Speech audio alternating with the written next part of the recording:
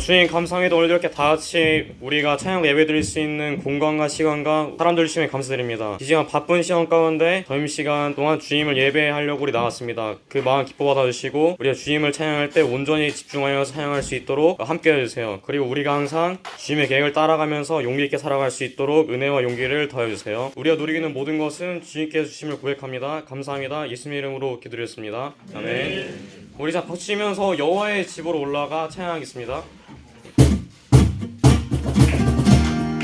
박수 치면서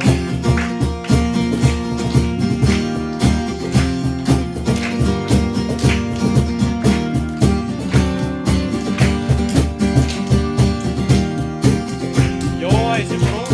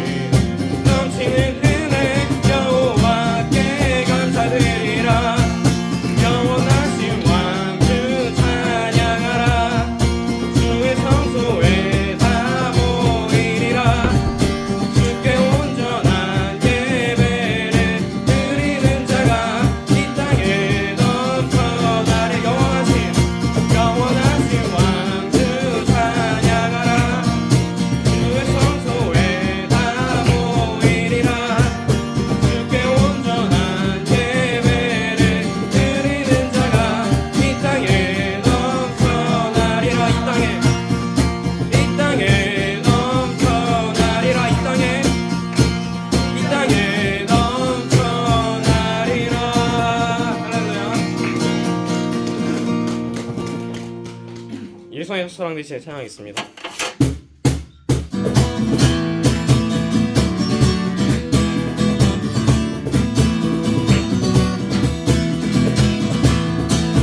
이거는 쉬운 찬양이니까 다 같이 박수 치면서 찬양하겠습니다. 예수의 첫사랑 대신에 예수 나의 내 첫사랑 내 첫사랑 지존자 되신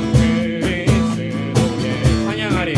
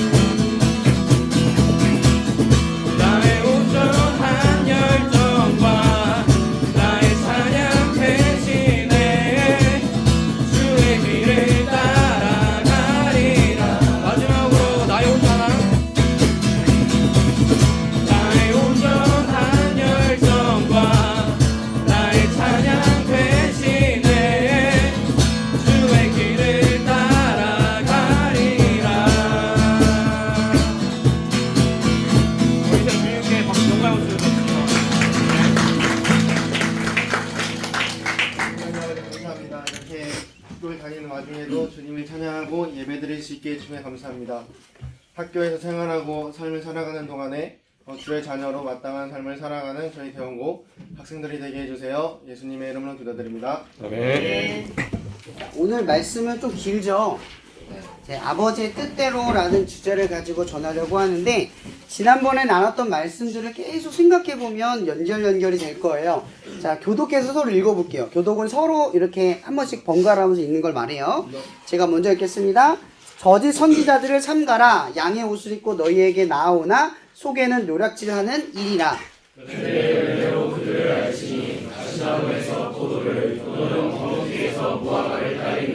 이와 같이 좋은 나무마다 아름다운 열매를 맺고 못된 나무가 나쁜 열매를 맺나니,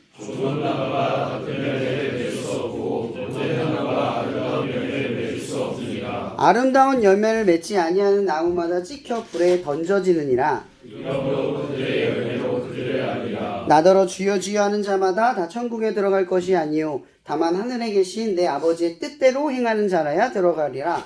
그날에 많은 사람이 나더러 이르되 주여 주여 우리가 주의 이름으로 선지자 노릇하며 주의 이름으로 귀신을 쫓아내며 주의 이름으로 많은 권능을 행하지 아니하였나이까 하니, 그때에 내가 그들에게 밝히 말하되 내가 너희를 도무지 알지 못하니 불법을 행하는 자들아 내게서 떠나가라 하니라. 그러므로 누구든지 나의 이 말을 듣고 행하는 자는 그 집을 반석 위에 지은 지혜로운 사람 같으니, 비가 내리고 창수가 나고 바람이 불어 그 집에 부딪히되 무너지지 아니하니 이는 주추를 반석 위에 놓은 까닭이요. 나의 이 말을 듣고 행하지 아니하는 자는 그 집을 모래 위에 지은 어리석은 사람 같으니. 함께 읽겠습니다. 비가 내리고 창수가 나고 바람이 불어 그 집에 부딪힘에 무너져 그 무너짐이 심하니라. 아멘. 성경을 볼 때 2번 이상 언급된 내용이 있으면 그건 강조하는 문구라고 생각하면 돼요.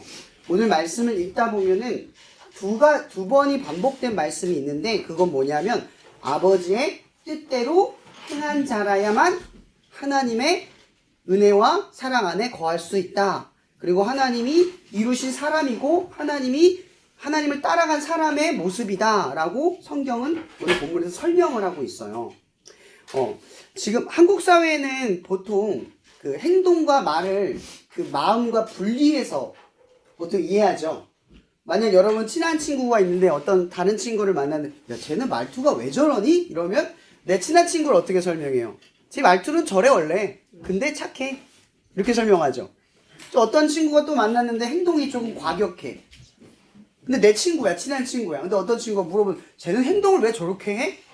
아, 제가 행동을 저렇게 해도 착해. 보통 이렇게 주변 여러분들이 좋아하는 사람 설명을 하죠. 그러니까 한국 사회는 보통 그냥 드러나는 말투나 드러나는 행동만을 가지고 뭐예요? 그대로 해석하지 않고 어떻게 해석해요? 한 번 더 재차 걸러내요. 진심인가? 아닌가? 라는 상태로 말이죠. 근데 오늘 말씀의 본문도 비슷한 거예요. 어떤 거냐면 오늘 예수님께서 거짓 선지자라고 지목한 사람들이 있죠. 이 사람들이 누구냐면은 그러니까 선생님들을 말하는 거야. 그러니까 이 선생은 뭐냐면 랍비라고 해서 신앙만 가르치는 게 아니라 학문도 가르칠 줄 알고요. 아니면 생활 양식이나 태도, 또 어떤 삶에서 어려운 문제들을 질문을 받을 때 대답해 주는 사람들을 말해요. 그러니까 어떻게 보면은 삶의 기준점 같은 거지. 이런 지금에야 여러분 모르는 거 있으면 어디다 물어봐요? 네이버, 유튜버, 그죠? 그냥 선생님한테 안 물어봐도 되고 주변에도 안 물어볼 수도 있잖아요, 그죠? 근데 그게 사라지면 여러분 어디다 물어볼 거예요? 답답할 것 같죠? 당장 물어볼 사람이 없어. 그럼 물어볼 사람 딱 하나예요. 나보다 인생을 살았던 사람들밖에 없는 거야. 그죠? 물어볼 대상은 그거밖에 없는 거예요. 그러니까 이 당시에 이 랍비라는 사람들은 그런 존재라는 거죠. 내가 뭔가 궁금하고 해결할 점이 있을 때, 또 어떤 곤란한 문제에 봉착했을 때 유일하게 의지하고 물어보고 가르침을 받을 유일한 대상이야. 삶에 가장 가까워요. 그런 존재예요. 근데 예수님께서 그런 랍비들, 그러니까 바리새인과 사두개인과 그 밖에 존경받는 사람들을 향하여 말하는 거예요. 니들은 거짓 선지자래요. 근데 여기서 말하는 선지자의 의미는 뭐냐면 이런 거예요. 선지자는요, 말씀대로 살고 말씀을 보여주고 말씀의 경계를 나타내며 말씀 자체를 사람들에게 드러낼 수 있는 사람. 그러니까 삶 자체가 말씀이어야 돼요. 말씀을 드러내는 도구가 돼요. 그게 선지자거든요. 그래서 이 거짓 선지자라고 했던, 그러니까 말씀이 살아있고 말씀이 하나님의 사랑이고 말씀이 어떠한 뜻을 가지고 있는지를 사람들에게 보여줘야 될 존재들에 대해서 예수님께서는 지적을 하는 거예요. 근데 이건 예수님이 싫어서 지적을 하는 게 아니에요. 여러분 착각하면 안 돼요. 여러분 하나님이 여러분을 훈계하고 여러분들의 죄나 연약한 문제가 있을 때 고난과 시련으로 가르치는 것은 죄를 지어서 심판을 주는 게 아니에요.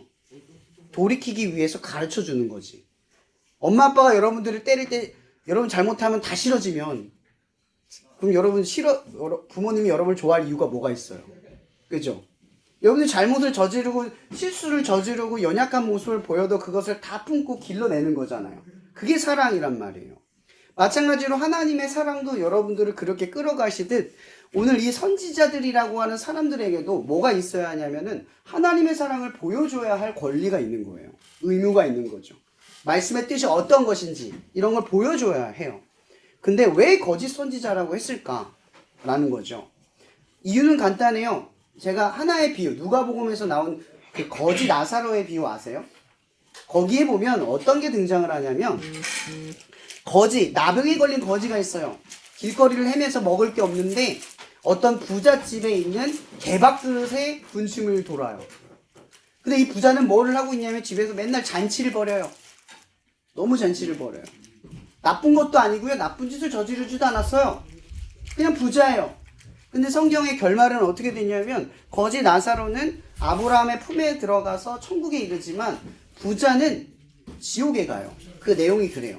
그러니까 예수를 믿으면 천국 가고 예수를 안 믿으면 지옥 가는 줄 알았는데 거기서 말하는 내용이 뭐냐면 이런 거예요. 거기 부자는 사실은 바리새인과 사두개인을 의미하는 거예요. 이 바리새인과 사두개인의 머릿속에 뭐가 있냐면요. 하나님을 믿으면 당연히 성공하고 힘이 있고 부자고 인정받고 존경받는 삶이어야 한다라는 가치관이 있어요. 근데 반대로 거지가 되거나 병에 걸리거나 저주를 받은 인생이거나 타락한 인생을 겪으면 뭐라고 얘기하냐면 저건 죄를 저질러서 저렇게 된 거야 라고 명명을 한다는 거죠.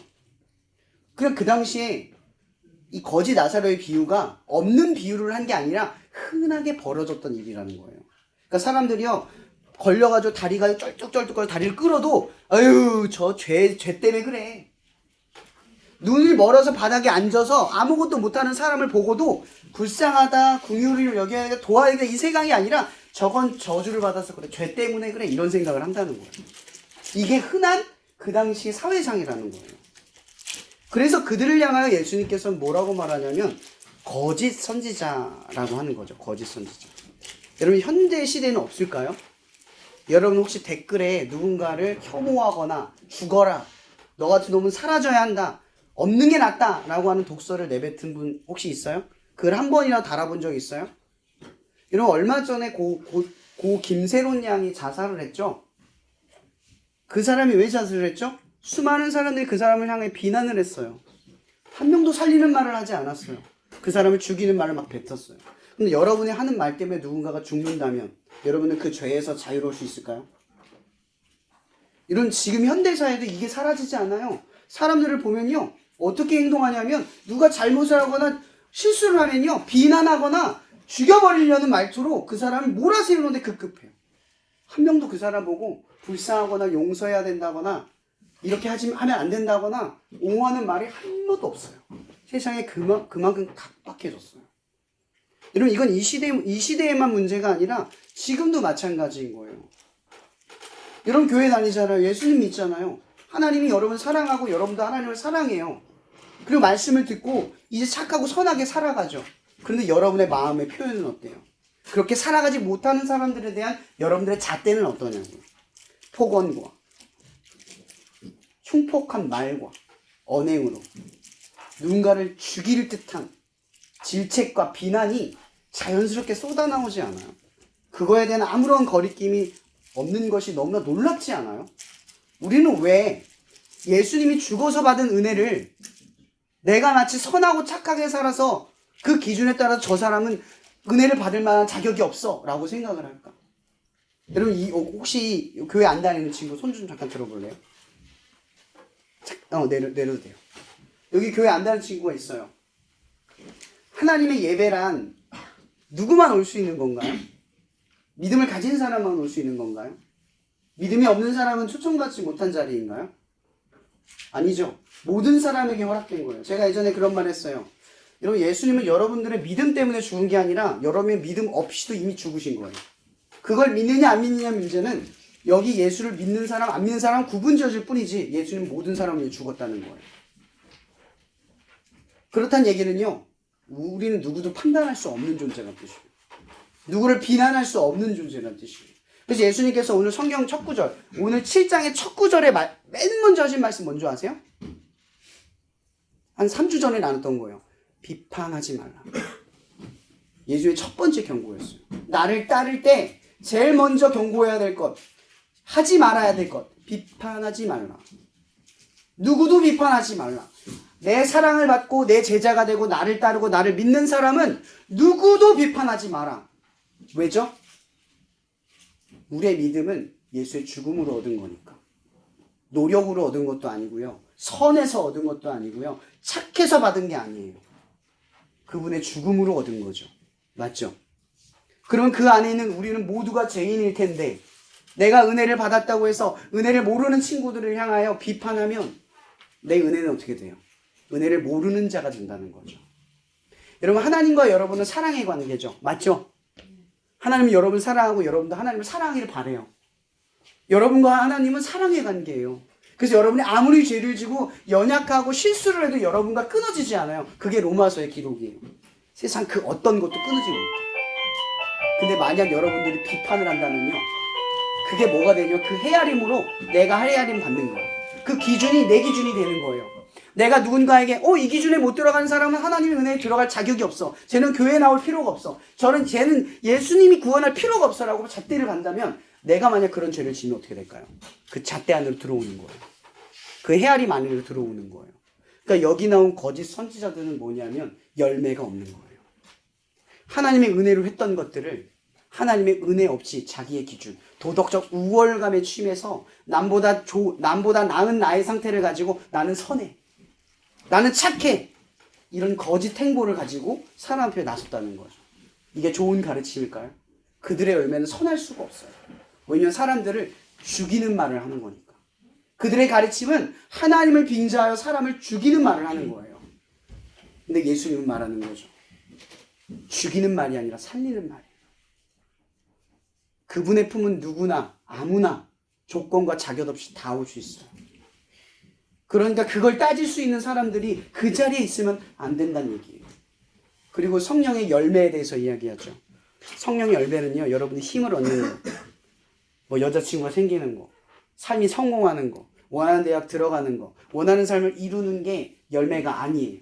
성경에서 말한 열매란 예수 그리스도를 닮은 모습이 드러나는 거죠. 사랑과 희락과 화평과 인내와 절제, 이런 것들이 열매로 나타나야 한다는 거예요. 보여지는 게 아니라 여러분 자신이 어떤 사람인가가 드러나야 한다는 거죠. 근데 자꾸 세상 사람들은, 오늘 율법에 나오는 이 사람들은 어떻게 증명하라고 합니까? 착하게 살아가는 것으로 성공을 하면 그건 하나님이 너를 인정한 뜻이야 라고 해석을 합니다. 사탄은 계속 여러분들을 그렇게 넘어들일지 몰라요. 거봐, 넌 안 되잖아. 야, 너 같은 애가 무슨 예수를 믿고 있어? 너 맨날 죄 짓잖아. 네 인생은 잘 되지도 않잖아. 너 공부도 못하잖아. 운동도 못하잖아. 잘생기지도 않았잖아. 인기도 없잖아. 그럼 네가 무슨 예수의 영광이 돼? 이렇게 여러분 몰아세울 수 있어요. 근데 기억하세요. 하나님의 사랑 안에서는 이 모든 게 끊어지지 않아요. 이 모든 게 아무런 이유가 되지 않아요. 우리 모두 예수 그리스도의 죽음 안에서 하나가 되기 때문이에요. 그럼 여러분들의 삶에 귀한 열매가 맺기를 바라요. 하나님과 사랑의 관계를 맺기를 바라요. 여러분이 하나님과 이런 사랑의 관계를 맺는다면 여러분 주변 사람들과 사랑의 관계를 맺어가세요. 남을 비난하거나 비판하거나 어떠한 우월적 잣대로 내가 조금 더 선하다, 내가 조금 더 낫다라는 이러한 죄악된 의식이 아니라 내가 은혜 안에 있으니 내가 받은 은혜를 저 친구한테 알려줘야겠다. 너도 예수님 믿고 하나님의 사랑 안에서 하나님의 계획 속에서 살아가길 바래. 나도 그 계획 안에서 살고 있어. 우리가 어떠한 삶이라도 주님은 우리 포기하지 않고 너를 이끌어 주시고 책임져 주실 거야. 이러한 따뜻한 한마디를 전해줄 수 있는 진짜 선지자가 되기를 바라요. 예수님을 따르는 그런 제자들이 되기를 바랍니다. 복음은 이런 겁니다. 어떠한 잣대로도 평가할 수 없는 하나님의 사랑을 드러내는 여러분이 되길 바랍니다. 기도하고 마칠게요. 사랑해 주님 감사합니다. 오늘도 이렇게 한 자리에 모여 예배할 수 있는 이 커다란 기적을 우리 가운데 베푸셔서 감사합니다. 우리 선생님이 계셔서 또 음악 선생님이 동의해 주셔서 이 장소를 쓰고 또 우리가 불편함을 겪지 않고 이 자리에서 이렇게 많은 친구들이 함께 예배를 드리고 또 믿는 친구들, 믿지 않은 친구들이 선생님의 권유와 또 친구들의 권유를 따라 이 자리를 채울 수 있게 하신 모든 하나님의 기적을 감사합니다.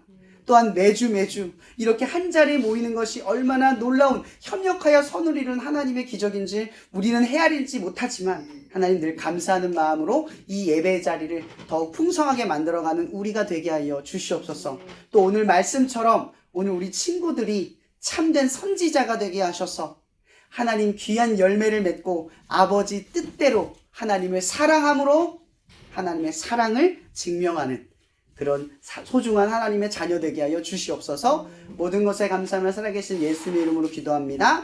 아멘.